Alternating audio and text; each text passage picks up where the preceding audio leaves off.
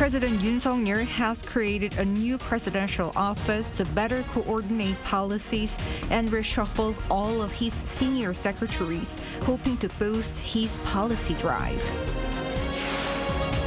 South Korea's central bank keeps its key rate at 3.5% for a seventh straight session, reflecting the latest on inflation and more.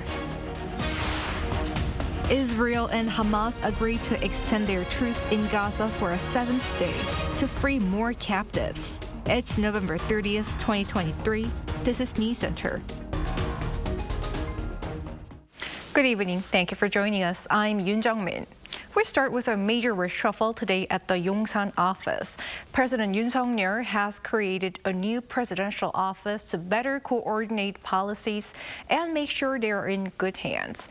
Also, he appointed new senior secretaries for all 5 of the remaining positions. All this as the president apparently hopes to boost his policy drive. Our top office correspondent Kim Do-yeon reports.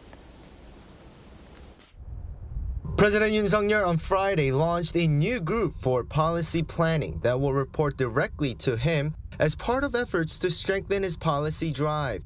According to the announcement on Thursday morning, current Senior Secretary for Policy Planning Lee Jong-seok will be promoted to director of the group and will oversee work directly under the president. The establishment of the Director of Policy position is to strengthen the coordination and consultation functions with the cabinet and the party, to accelerate the implementation of policies, and to more closely monitor economic policies in order to look after the livelihoods of the people.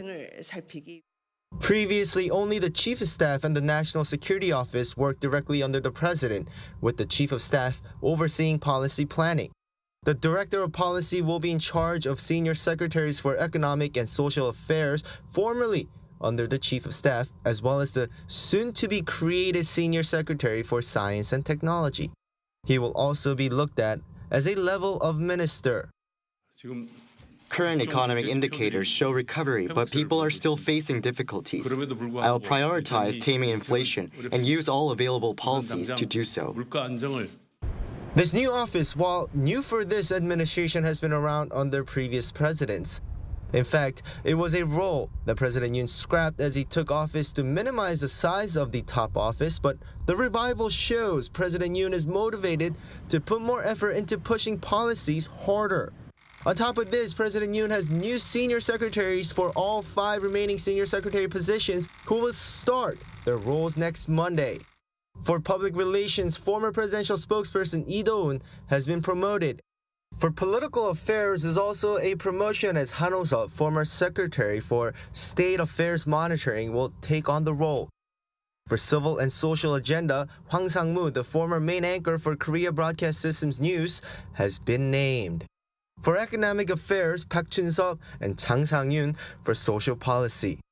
As the new appointees briefly addressed the media, they all acknowledged that the situation is hard, whether it's social division or economic hardships. And as next year will bring President Yoon's 3rd year in office, while the country next April will vote for its National Assembly members, the new appointments will have a lot to get done right away. Kim Do-yeon, Arirang News. The National Assembly today approved the appointment of Justice Lee Jong-seok as Chief of the Constitutional Court, ending the 3-week-long vacancy. Led by the main opposition party, it also introduced a motion to remove the Chief of the Broadcasting Watchdog, Lee Dong-kwan. Our political correspondent Lee Si-hoo explains what's behind this move and what it could mean.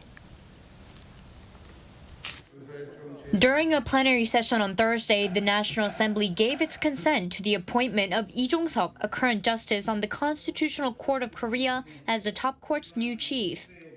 The consent for appointment passed with 204 votes for, 61 against, and 26 abstentions among the 291 lawmakers present. Lee has served on the 9-member Constitutional Court since 2018. In addition, Democratic Party-led motions to impeach Korea Communications Commission chairperson Lee Dong-kwan and 2 prosecutors seeking their removal from their posts were submitted to the Assembly. Some 168 lawmakers supported the motion to impeach Lee, citing violations of the law as a reason, emphasizing that he made 29 rulings with just another committee member. He violated the purpose of the Commission and broadcasting laws enacted to ensure the independence and neutrality of the Korea Communications Commission. Meanwhile, the ruling People Power Party objected to the impeachment motion. None of the reasons for the impeachment of the chairperson of the Korea Communications Commission can be seen as a violation of the law or serious enough to justify the dismissal. The motions to impeach must go through secret ballots between 24 and 72 hours after their submission. The main opposition, DP, is aiming to conduct voting on Friday. However, the ruling PPP is planning an overnight protest. The motion requires majority approval from current members of the Assembly, where the DP has a supermajority of 168 seats against the PPP's 111 out of the 298 total. If the motion passes, Lee will be suspended from his duties immediately until a ruling is made by the Constitutional Court, essentially paralyzing the operations of the KCC, which currently has only 2 decision-making members, Lee and his deputy, out of 5 possible. Some of the imminent pending issues at the KCC are the reauthorization of broadcasting stations' licenses that are due to expire and finalizing penalties against Google for forced in-app purchases. Lee Si-hu, Arirang News. The Finance Ministry today convened its third state policy review meeting to gather public opinion on government policies affecting people's livelihoods.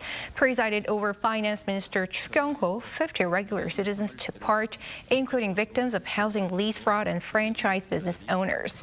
They highlighted concerns about challenges and inconveniences they face in everyday life, such as transportation, housing lease fraud, childcare, and heating expenses.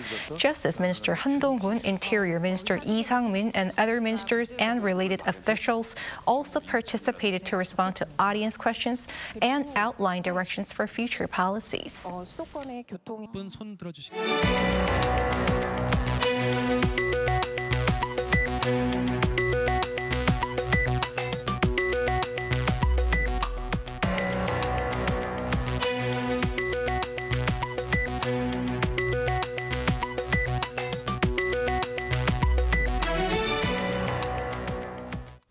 The Bank of Korea has decided to keep its key interest rate steady for the 7th consecutive time at 3.5%, having reflected the latest on inflation. And it cut the growth outlook for next year to a little over 2%. Our economic correspondent Shin Ha-young explains. South Korea's central bank has again kept its key interest rate unchanged at 3.5% as widely expected. The decision was announced on Thursday following a Monetary Policy Committee meeting. Despite the higher-than-expected inflation growth, a slowdown is anticipated. Considering the impact of the prolonged monetary tightening of the U.S. Fed and rising external uncertainty, including geopolitical risks, we have decided to keep a tightened monetary policy. The Board of Governors voted unanimously to maintain the current tightening stance. For a 7th straight meeting, the Bank of Korea has decided to freeze the rate. The base rate has been held at 3.5% since February, following 10 consecutive rate hikes to tame inflation beginning in August 2021. Analysts say the central bank sees no need to raise the key interest rate solely to address soaring household debt, as it could further weaken consumer spending and investment.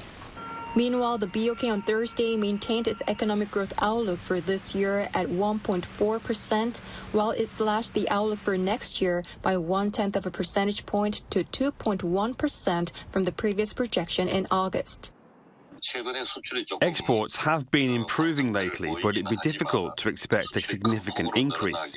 Domestic demand is sluggish as well. These factors led to the BOK and the IMF lowering their outlooks for next year's economic growth. Small businesses and the self-employed are facing challenges. In this regard, the government needs to prioritize the economy with relevant policies. Consumer price growth is expected to be at 3.6% this year, up from its previous forecast of 3.5%.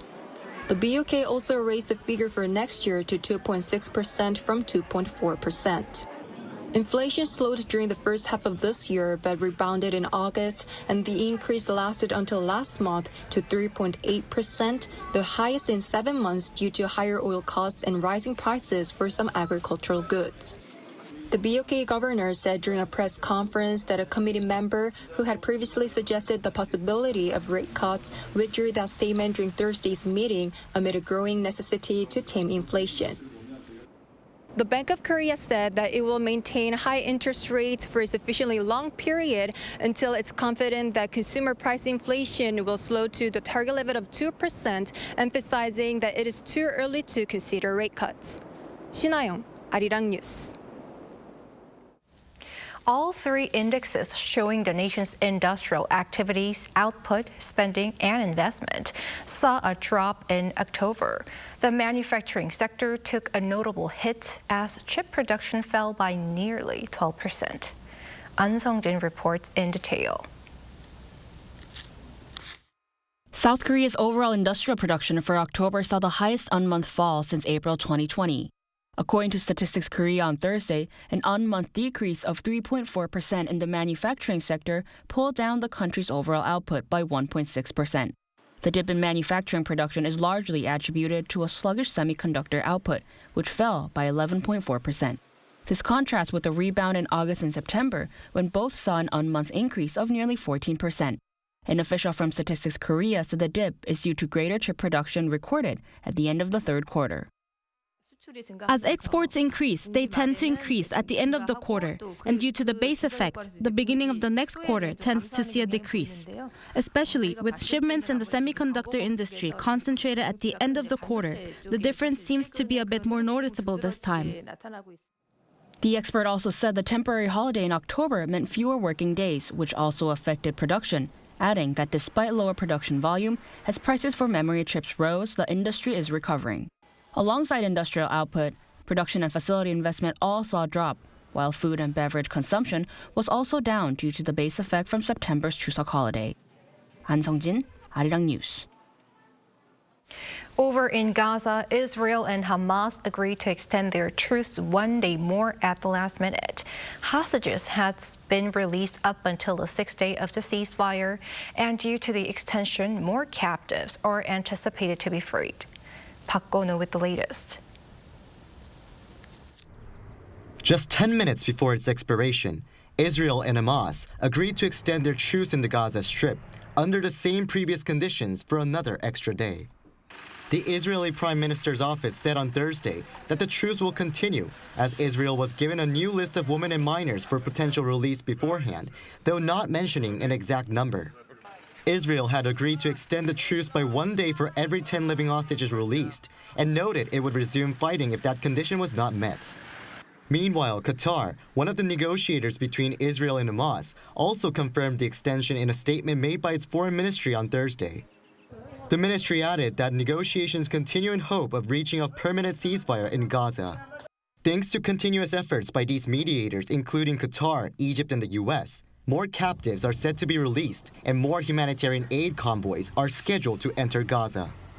Just before the ceasefire between Israel and Hamas was due to expire at 7 a.m. on Thursday local time, 16 hostages were released by Hamas, including 10 Israelis, 4 Thai nationals, and 2 Russians. They were handed over to the Red Cross late Wednesday on the 6th day of the truce, and were taken to 5 different hospitals in Israel. In exchange, Israel also released 30 Palestinians, mostly women and minors. Over the first 5 days of the ceasefire, which began last Friday, Hamas released 81 hostages, and Israel freed 180 Palestinians from prison, mainly women and minors. Park Go-no, Arirang News. South Korea's Ministry of National Defense says it would be desirable for Seoul to also nullify the 2018 Inter-Korean Military Agreement. A ministry spokesperson told reporters on Thursday that since Pyongyang announced a virtual termination of the agreement last week and is blatantly restoring military options, the South Korean military will take countermeasures to protect its people. Last week, after the government announced a partial suspension of the 2018 Inter-Korean Military Agreement on a clause regarding aerial reconnaissance, Pyongyang announced a virtual termination of the agreement. U.S. authorities have cracked down on a virtual currency mixer accused of assisting North Korea to finance its hostile weapons ambitions. Lee Jong-seok has more. The U.S. Department of Treasury on Wednesday sanctioned Sinbad.io, a virtual currency mixer used by North Korean hacking group Lazarus Group, adding them to its Office of Foreign Assets Control sanctions list. The department added that the cryptocurrency mixer processed millions of dollars worth of virtual currency that the hacking group gained from its heists. Crypto mixing services improve the anonymity of transactions and are used by criminals to make funds harder to trace. The sanctions comes as the UN panel of experts on UN Security Council sanctions against the North said that Sinbad had laundered close to $100 million in Bitcoin for the Lazarus Group. The panel also explained that through its hacking group, North Korea was able to steal some $1.7 billion in cryptocurrency last year. The fresh sanction against the cryptocurrency mixer also comes as Pyongyang launched a space rocket last week to put a military reconnaissance satellite into orbit. However, both Seoul and Washington have been stepping up efforts to stop the regime's cryptocurrency theft and other cyber crimes as they can fund their weapons programs. The Treasury Department noted that Lazarus Group has operated for more than 10 years and is believed to have stolen over $2 billion worth of digital assets across multiple thefts. Lazarus Group was previously sanctioned by Washington in 2019 as a state-sponsored cyber hacking group of the North. Lee Jong-seok, Arirang News. Former U.S. National Security Advisor and Secretary of State Henry Kissinger died on Wednesday local time at the age of 100. Kissinger served as the Secretary of State during the Nixon and Ford administrations in the 1960s and 70s. Apart from saying he died at his home in Connecticut, no further information concerning the circumstances were given by his geopolitical consulting firm, Kissinger Associates. A major figure in U.S. foreign policy, Kissinger laid the groundwork for U.S. and China relations and promoted détente with the Soviet Union during the Cold War, receiving the Nobel Peace Prize in 1973. In 1975, he proposed the four-party talks on the Korean Peninsula involving South and North Korea, the U.S. and China. The Cultural Heritage Administration has formally submitted the Jeju 4-3 archives to UNESCO to be inscribed as a UNESCO Memory of the World. The archives include records of victims, trials, and U.S. military documents related to the April 3, 1948 incident on Jeju Island. The incident was a culmination of civilian protests against UN-led elections in the southern part of Korea under U.S. military rule. The committee announced on Thursday that it also submitted documents showing where both the public and the government collaborated to rebuild the devastated southern part of the peninsula following the Korean War fought from 1950 to 1953.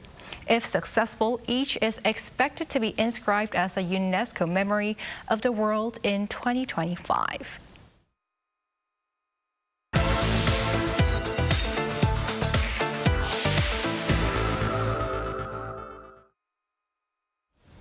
Earlier this week, a series of measures were rolled out for foreign workers in South Korea. The most notable change was the increase in the E9 visa quota and enabling Korean restaurants to hire people with these visas. Our business correspondent Moon Hae-ryun joins me in the studio for this topic. Good to see you, Hae-ryun. Good evening, Jung-min. Evening. So what is an E9 visa and what does this new policy bring to the table? Well, it's a work visa that's issued by the South Korean government for foreign nationals to carry out what's regarded as non-professional work.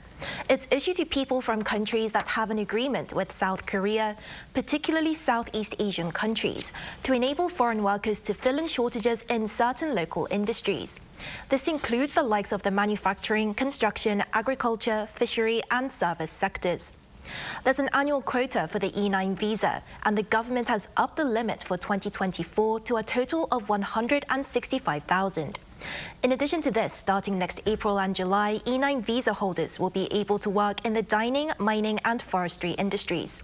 There are some limitations, though. For the dining industry, only restaurants serving Korean food are allowed to hire E9 visa holders, and businesses have certain requirements they need to meet in order to be eligible.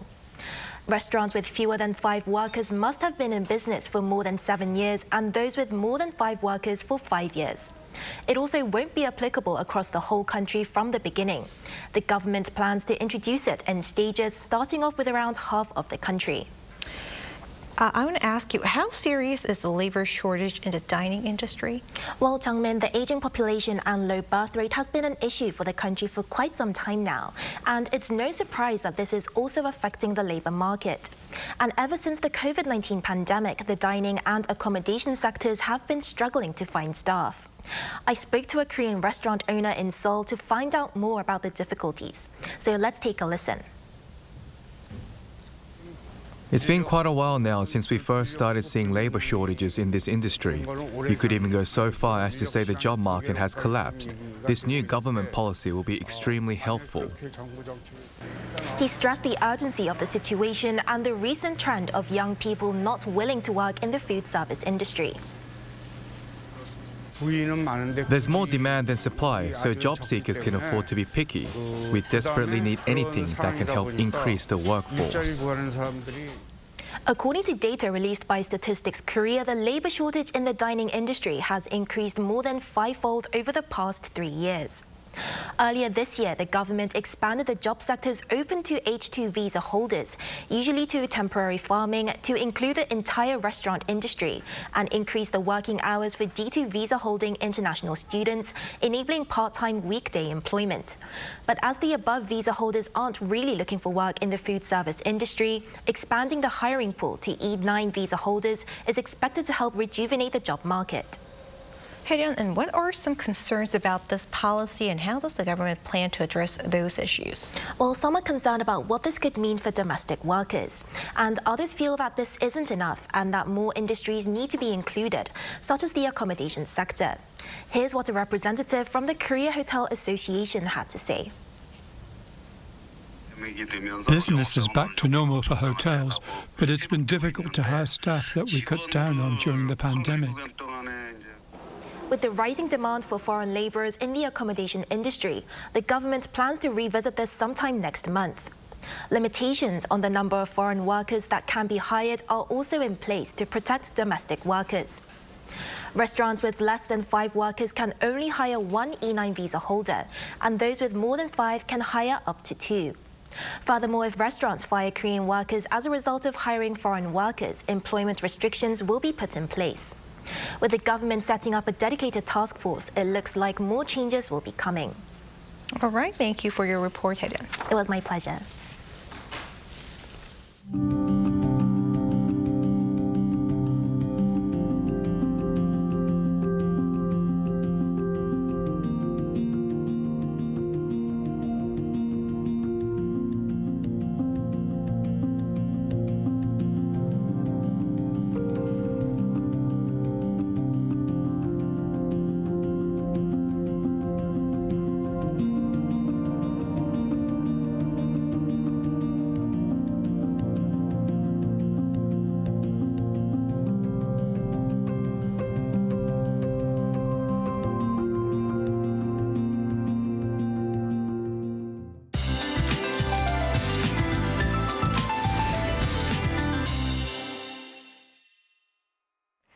The Arctic cold has reached its peak on the last day of November. This extreme cold wave will ease little by little from today, but the frigid weather will continue to be below the seasonal norms by the end of the week. As the Arctic cold flows in, snow clouds have formed in the West Sea area. Therefore, these snow clouds will affect the West Coast until tomorrow. With a heavy snowfall watch issued, up to 10 centimeters of snow are in the forecast on the West Coast, and up to 15 of the mountainous areas for Jeju Island. The snow on the West Coast will mostly stop tomorrow afternoon. Due to freezing snow at sub-zero temperatures, extra caution is necessary on very slippery roads. Minus figures will be take over nationwide. Chuncheon will be ice cold at minus 10 degrees Celsius. Daily highs in Seoul and Chuncheon will get up to 3, Busan 9 degrees. The weather will mostly be sunny on the weekend, taking the cold away. That's all for Korea. Here are the weather conditions around the world.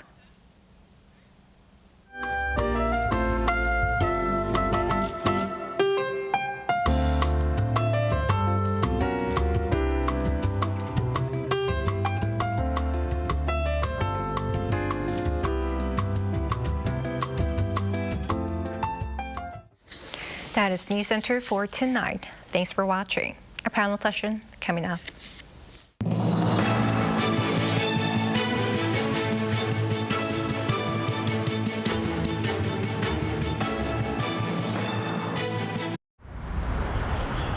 Welcome.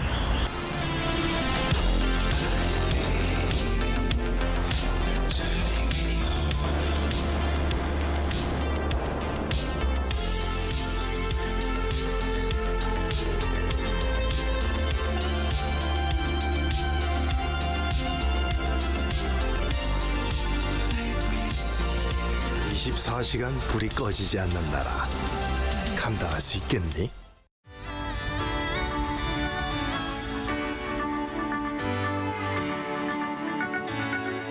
Completely new.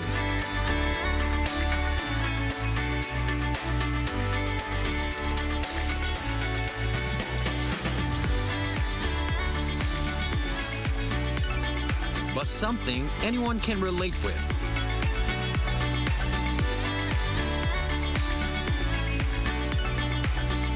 Flawlessly made.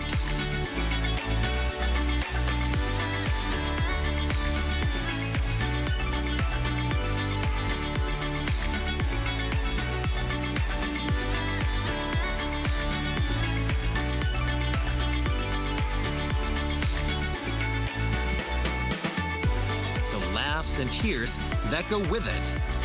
K-drama. Korea is coming at you with another story to tell.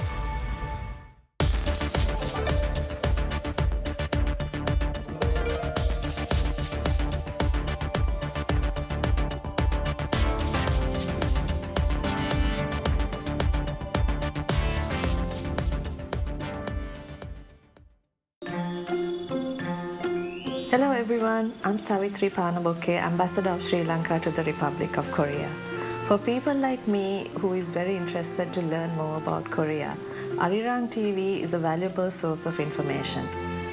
Arirang TV is like a bridge that connects Korea to the rest of the world.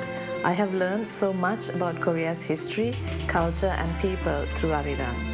It is also a leading channel for news and diplomacy and current affairs, and I look forward to learning more about Korea through Arirang TV. Resonating with the world, Arirang.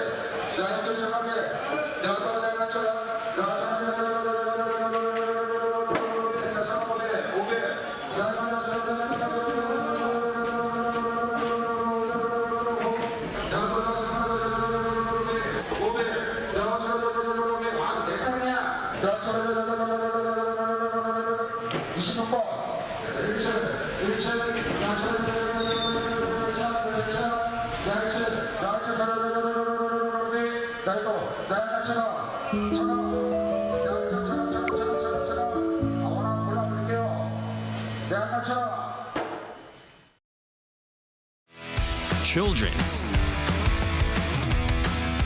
laughter, hope, dream. K-animation belongs in them. Interesting and valuable story that transcends between everyday life and dream. Surprising spectacle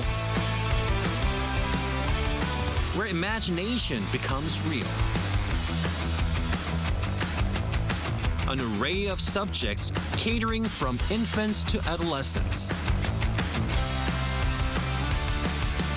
For our story to reach all corners of the world.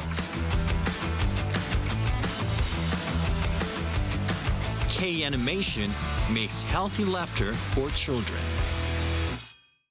Korea Hydro and Nuclear Power envisions a world flowing with energy as clean as the blue skies, where we can enjoy energy without worrying about the planet. by finding new alternative sources to achieve carbon neutrality through clean, carbon-free energy.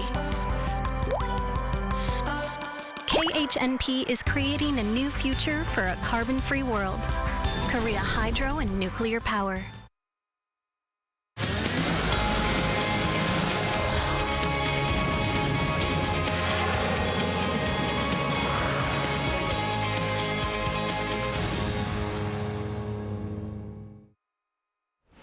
Hello everyone, it's Thursday and you're watching Within the Frame. I'm Kim Bo-kyung. South Korea's central bank froze its key benchmark rate at 3.5%, holding it steady for the 7th time this year. This comes as the country's economy is slowing due to slumping exports and consumer spending, which made the Bank of Korea cut its next year's growth estimate from 2.2% to 2.1%. With regard to the possibility of a rate cut to boost economic recovery, this is considered too early, as inflation, though on a slowing trend, has yet to reach the bank's target level. Also, the rate gap with the U.S. and the high level of household debt are making it hard for the BOK to start to pivot. How do experts see the bank's decision, and what further moves is it expected to make? For more on this, we invite Professor Yang Jun-seok from the Catholic University of Korea into the studio. Welcome, Professor Yang. Happy to be here. And we also have Professor Kim Se-won from Ewha Women's University. Good to see you, Professor Kim. Thank you for having me today. Thank you. Now, Professor Yang, let's first talk about the reasons why the central bank had to freeze its key benchmark rate. There could be many reasons, but one major one is murky growth outlook.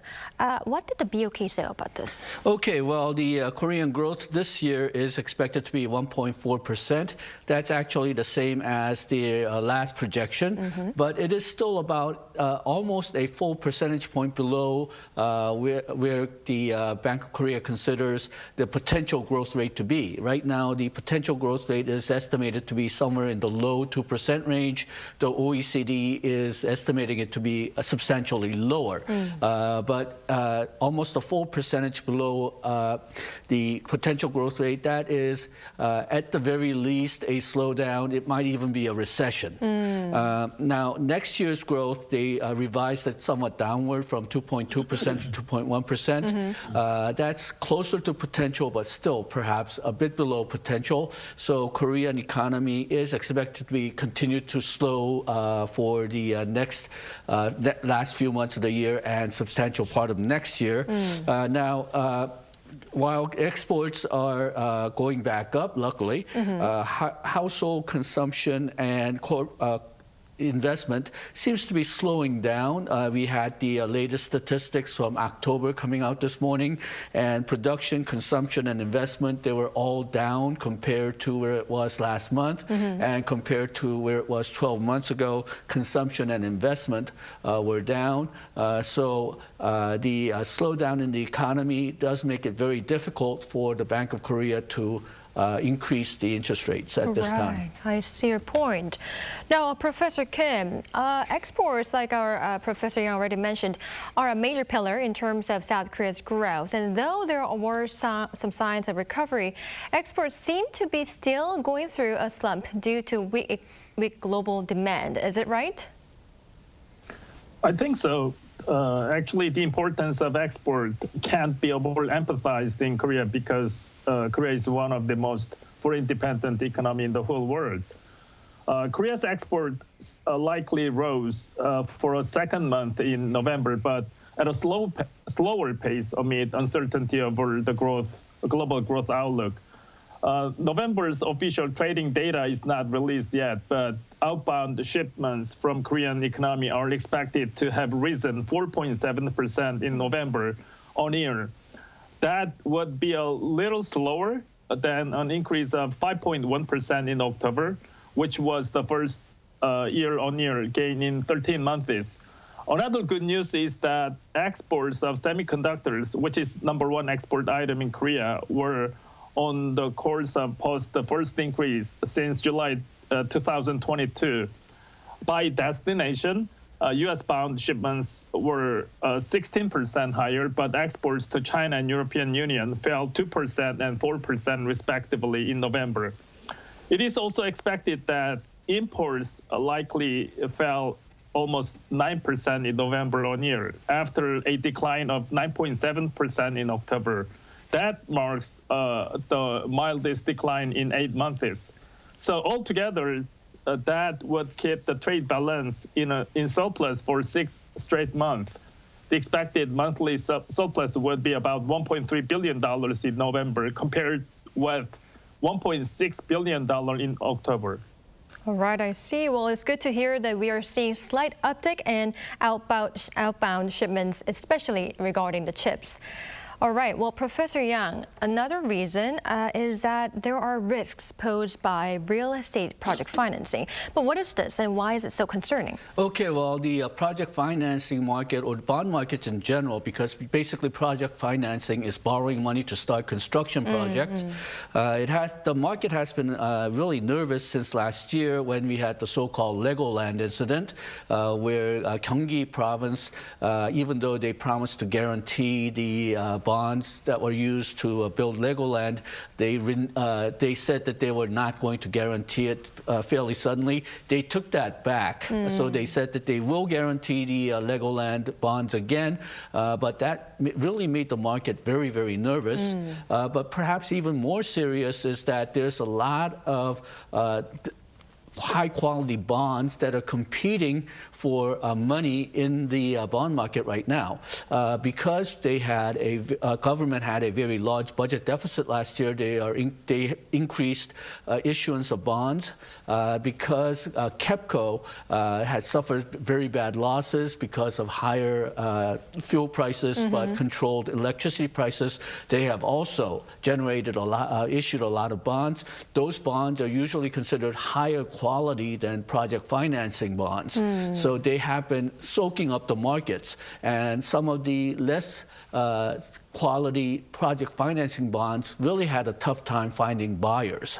And this is expected to continue next year, at least for the first half as well.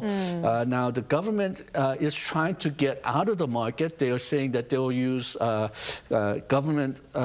excess government funding that's available from things like foreign exchange stabilization funds, so that they don't have to go and get money from the bond market. But KEPCO probably still will have to finance itself from the bond market. And because of the very high interest rates, even if the funding is available, the project financing bonds will probably have to pay a very high interest to lenders. The governor of Bank of Korea said today that if the interest rates are kept very high, then there's a possibility that smaller and less solid construction companies may have to go out of business or face market restructuring. Right, I see. So risks regarding this project financing is still looming, and it will continue until perhaps early next year, right? Right. So it'll basically depend on when the interest rate goes down and if there's hopefully some more room in the bond market, less borrowing by government and KEPCO. Right, I see. Now, Professor Kim, now as for inflation, though consumer prices have remained over 3% for the third consecutive month, policymakers reportedly have hopes of easing inflation with oil prices stabilizing. This could have been one of the reasons why the BOK decided to refrain from tightening monetary policy further. Is this correct? That's correct. Uncertainty on inflation still goes on in Korea. The annual inflation rate peaked in July last year at 6.3%, but after that, Korean inflation dropped down to 2.3% in July this year. So in the middle of this summer, some believe that inflation pressure in Korea is almost gone. However, quite unexpectedly, inflation picks up again from August this year. As of October, the inflation is 3.8% on year, which is 1.5% higher than the bottom of this summer. Major reasons for rising price level are higher oil price and food price. We are having higher oil price due to oil-producing countries' production control and Hamas-Israel war. And food prices increases are related to shortages of some agricultural products.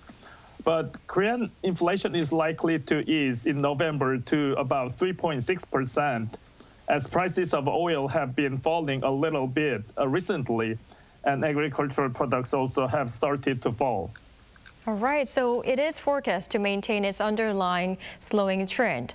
I see. Now, Professor Yang, but for now, consumer prices are still high, and thus consumer sentiment fell for the fourth straight month, standing at 97.2 in November.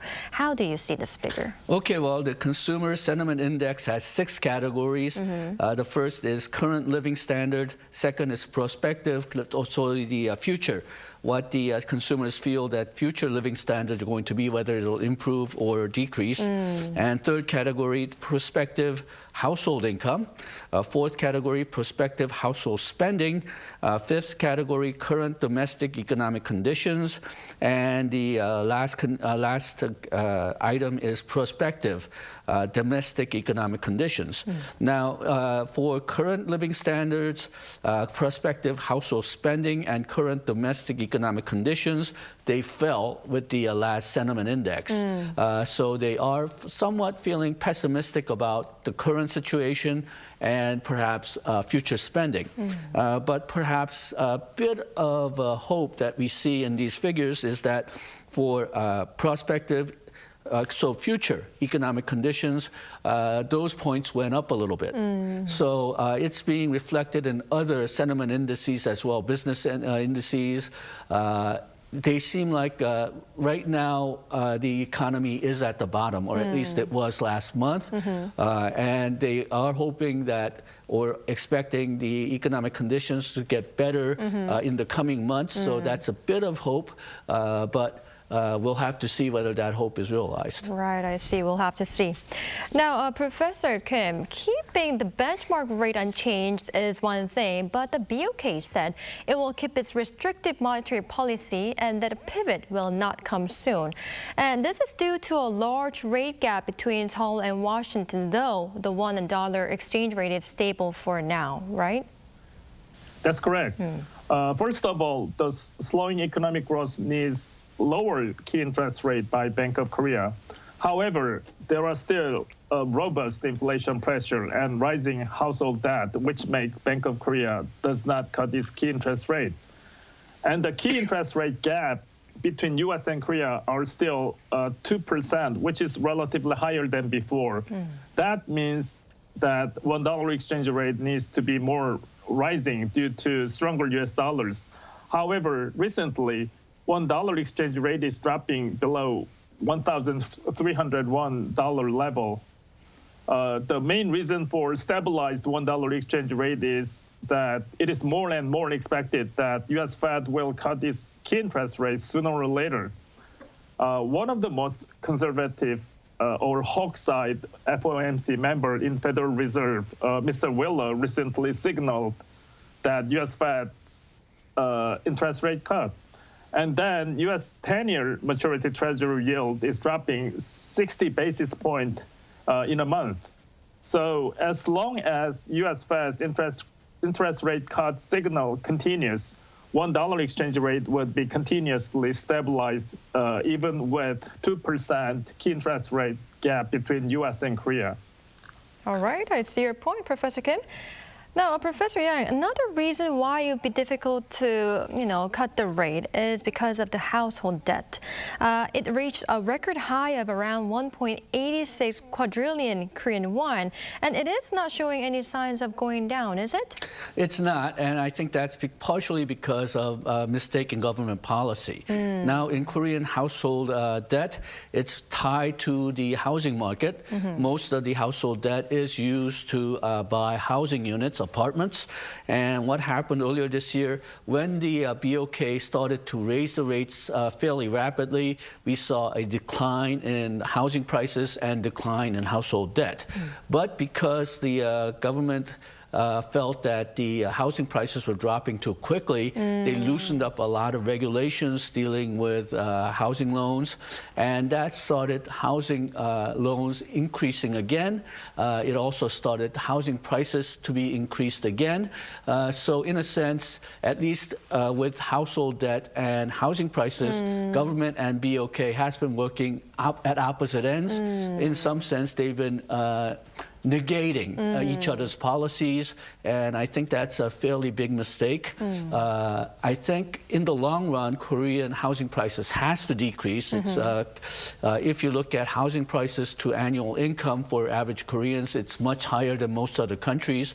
So in the long run, we do have to lower housing prices, but I think the government is a bit nervous because that lowering housing prices right now may have some consequences for the financial sector because they're using these houses for collateral. It's also, I think, worrying the government because the value of housing is a big part of household amount of capital. Right. And when people see that falling, I think they will get very nervous, and that's I can understand why the government doesn't want the housing prices to fall too much, but I think that is undoing some of Bank of Korea's policies, and I think in the long run it's going in the wrong direction. All right, I see your point.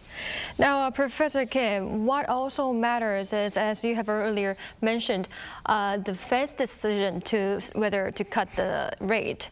And for that, let's talk about Washington's current economic situation.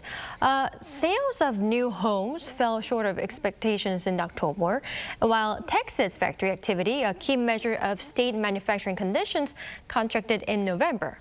Based on such figures, how do you see the economy overall?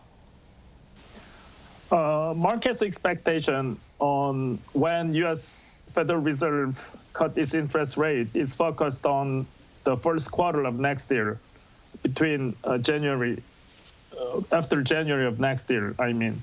But I have to say that this expectation reflects Wall Street hopes for lower interest rate booming equity market.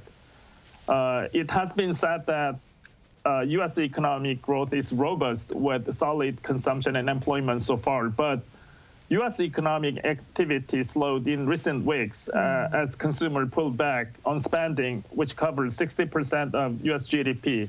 And as you said, Bo-kyung, the house sales and other durable goods sales are declining a little bit recently. Recently released November Beige Book, which was compiled by U.S. Federal Reserve, reports that sales of consumer items, particularly durable goods, like furniture and appliances, declined as consumers showed more price sensitivity, while travel and tourism activity was generally healthy. And also, labor demand continued to ease with a slight reduction in employment recently. It all raises the possibility of U.S. economy slow down from now on to next year. However, there are some positive signs from U.S. economy too. U.S. gross domestic product increased at 5.2% annualized rate in third quarter, and it was the fastest pace of expansion since the fourth quarter of 2021. Right. So though there are silver linings, we could say that the U.S. would need to consider potential economic slowdown. Right? Right. I see. Now, Professor Yang, we cannot leave out inflation. On Thursday local time, Washington's personal consumer expenditures figures for October is going to be released. What do you expect? Okay, well, I do expect the headline inflation to come down. The fuel prices have been coming down, and unlike Korea, the food prices did not go up very much during the last month. So I do expect the headline PCE inflation to come down. But I think the real key here is the core PCE inflation. That excludes oil and food, and that's because that shows the momentum for inflation. Now, in September, headline was 3.4, but core was 4.0. Core was much higher than the headline, and that showed that the momentum for inflation was still very strong, but there has been some signs that perhaps core will fall as well. The largest part of the core is actually shelter prices, and there has been some indication that apartment rents have been coming down. But we will have to see what the actual numbers are. But hopefully, if the numbers come down for both the headline and the core, then we may have a situation where the U.S. will not raise interest rates further this year or even early half of next year. But if the core remains high, then I think we may expect another rate increase as early as December or perhaps early next year. Oh, I see. So it all depends on the PCE figure. Right, core PCE figure. Okay, all right. Now, Professor Kim, back to the Bank of Korea and a future decision to cut the rate. Some say the central bank would do so after seeing the Fed's decision, while some others say that it will do it even before, as the economic slowdown comes earlier in the country. What is your view on this? Well, that's a tough question, Bo-kyung. But compared to the United States, we have more serious situation in Korean economy with slower economic growth. So to revive Korean economy, it would be better to cut base rate earlier than U.S. Federal Reserve does. However, as we talked about so far, Korean economy still faces untamed inflation. So Bank of Korea would be very cautious than before in cutting its base rate this time. It means that Bank of Korea would begin to cut key interest rate after seeing U.S. Federal Reserve's cut sometime early next year. All right, I see your point, Professor Kim. Now, unfortunately, this is all the time we have for today's edition. Thank you, Professor Kim and Professor Yang, for your time and insights. We really appreciate it. Thank you. Thank you very much. Thank you. All right, that's all for Within the Frame tonight. We'll be back tomorrow with more in-depth stories. Thank you for watching, and goodbye.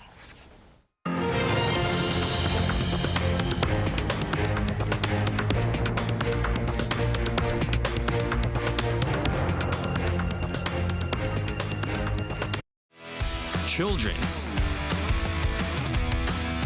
laughter, hope,